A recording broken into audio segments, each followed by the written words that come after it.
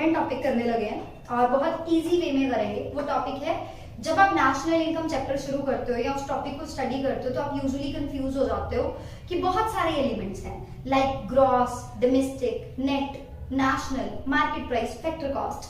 तो आज मैं आपको उसका बड़ा इजी वे बता रही हूँ। आपने उसको किस तरह से स्टडी करना है as a couple, as a pair. देखो, ग्रॉस का पेयर हमेशा नेट के साथ बनेगा, ऑलवेज। ग्रॉस कभी भी नेशनल नहीं बनता, ग्रॉस कभी भी डोमेस्टिक नहीं बनता, ग्रॉस हमेशा नेट बनता है, नेट हमेशा ग्रॉस बनता है। और ग्रॉस और नेट में जो डिफरेंस है वो डिप्रिसिएशन का है। मतलब ग्रॉस एलिमेंट में डिप्रिसिएशन होता है, नेट में नहीं होता। तो अगर मैं ये कहूंगी कि ग्रॉस को कन्वर्ट कर दो नेट में तो आप डिप्रिसिएशन माइनस कर दोगे, और अगर मैं ये कहूंगी कि नेट को ग्रॉस में कन्वर्ट कर दो तो आप डिप्रिसिएशन ऐड कर दोगे। ये हमारे पास होता है फर्स्ट पेयर। तो जब आपको लिखा हुआ मिले GDP एट MP और NDP एट MP, तो आपने फर्स्ट पोजीशन का जो G और N है उसको हमेशा ग्रॉस या नेट काउंट करना है। Now comes to second position. Second position पे या तो हमारे पास D होता है या हमारे पास अगेन N होता है, पर वो N कभी भी नेट नहीं होता, वो हमेशा नेशनल होता है। तो हमारे पास नेक्स्ट पेयर बनता है डोमेस्टिक और नेशनल का।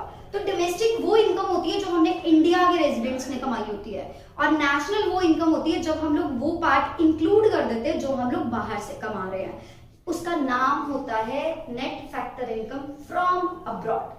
सो डोमेस्टिक को नेशनल बनाने के लिए हम लोग बाहर वाली इनकम ऐड करेंगे, यानी net factor income from abroad add कर देंगे, और अगर हमने नेशनल को डोमेस्टिक बनाना तो हम उसको माइनस कर देंगे। थर्ड पेयर हमारे पास होता है P फॉर प्रोडक्ट। P की पोजीशन कांस्टेंट रहती है, वो कभी भी चेंज नहीं होती किसी भी एलिमेंट में, चाहे वो NDP एट FC है, चाहे वो NNP एट FC है, चाहे वो NDP एट MP है, चाहे वो GDP एट FC है, P always means product. But उसके बाद में जो सबस्क्रिप्ट की तरह लिखा होता है MP या FC। FC means factor cost, MP means market price. Market price की अगर हम बात करें तो ये हमेशा वो प्राइस होता है जिस प्राइस पे हमें सामान मिलता है, हम मार्केट से खरीदते हैं, तो वो यूजुअली हमारे प्रोडक्ट की कॉस्ट से ज्यादा होता है। किस वजह से?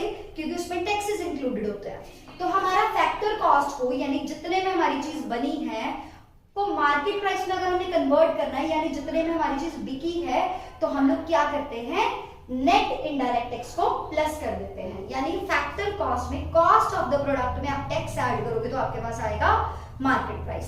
और नेट इनडायरेक्ट टैक्स निकालने का भी एक फॉर्मूला होता है, दैट इज आपने जो टैक्स लगाया इनडायरेक्ट टैक्स माइनस आपको जो गवर्नमेंट की तरफ से हेल्प मिल रही है, ट्रांसफर पेमेंट मिल रही है, that is subsidies. Okay, so net indirect tax less subsidies, indirect tax less subsidies equals to net indirect tax. तो आपने ये इस तरह से याद रखना है कि दो पेयर्स है, ग्रॉस और नेट का, डोमेस्टिक और नेशनल का, फैक्टर कॉस्ट और मार्केट प्राइस का, और उनका मिडल मैन कौन है, दैट्स इट।